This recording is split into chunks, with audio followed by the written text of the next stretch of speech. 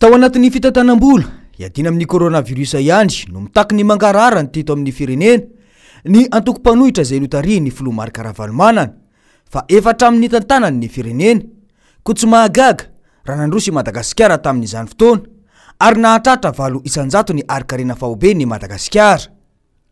Namolavola drafim-panarena ny Madagasikara ka niara niasa tamin'ny sehatra tsy miankina sy ireo mpamatsy vola ary naseho azy zany tamin'ny fihaonam-be Friends of Madagascar izay nokarakaray ny banky iraisam-pirenena tany Paris ny volana Jolay 2020. Taorian'izay ny gouvernemanta sy ny filoha Marc Ravalomanana dia nitady fampiasam-bola avy any ivelany nametraka paikady ahatrarana tanjona ary isan'izany ny ady amin'ny kolikoly, ny fanavaozana ny lalàna momba ny fananantandry, ny famporosiana ny teknika momba ny fandraharana Amerikana sy Europeana teto Madagasikara ary ny fikatsahana ireo mpamatsy vola vahiny sy ny maro hafa ihany koa. Tsy nahagaga raha efa nanondrana vary hatrany amin'ny 5 alina taona tany Inde Madagasikara tamin'izany fotoana satria nomendanja ireo tatsapamokatra tamin'ny alalan'ny programa MAP na ny Madagascar Action Plan. Ankoatra ny fametrahana tany tantalana dia ny fametrahana ny mangarara amin'ny fomba fitantanana ny firenena no tena zava-dehibe. Tsy mbola misy taritra mazava mahakasika ny teti-bolam-panjakana sy ny fandaniana izany nanomboka ny taona 2020 teo ary matetika mampisy olana eo anivon'ny fahefana mpanao lalàna eto amintsika ny momba izany.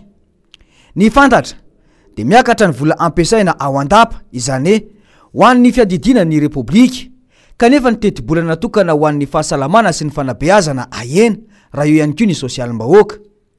Ahendanja ny fiainan'ny vahoaka malagasy raha io zava-misy io.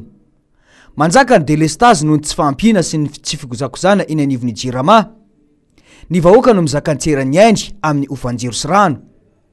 Ny asa ho an'ny tanorana ampanantenaina tsy hita hatramin'izao ko tsy mahagaga raha manjaka ny tsy fandriam-pahalemana satria nona ny vahoaka. Ankehitriny aza moa orinasa maro no efa mandroaka mpiasa malagasy ao aminy tsy taitra ny fanjakana sy ny mpitondra. Mitaraina nona ny vahoaka noho ny fihiboana ampitomboana adiny ray ny fotoana izay afahana manao ny fiariana. Mitetina 8 hetsy sy 1 tapitrisa ariary isaky ny fivoriana ny ofan'ny CCI eny Ivato izay anatanterahany sy lombavam-bahoaka ny fivoriana ara-potoana voalohany amin'izao fotoana izao. Izany hoe mitentina 700 tapitrisa sy 1 miliara ariary zany ao anatiny 80 andro.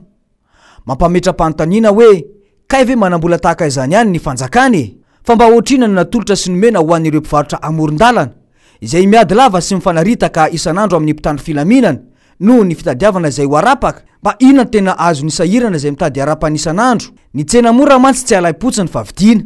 Tokantrano sahirana no voaresaka ho an'ireo fanampiana saingy izay tsara vintana ihany no tazana misitraka izany. Any ka tahaka izao hita amin'ny sary izao ny sisa iaina ny vahoaka malagasy.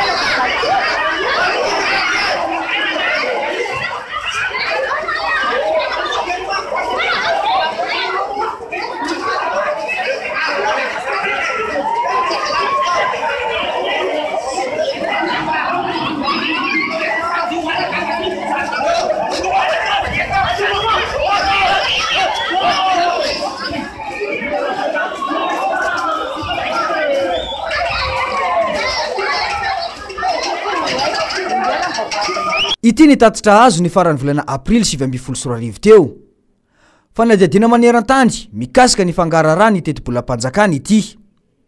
200 amin'ny 100 ny noty ambany indrindra tokony ho tratrarina satria izay milaza fa misy ny mangarahara amin'ny fampiasana ny teti-bolam-panjakana.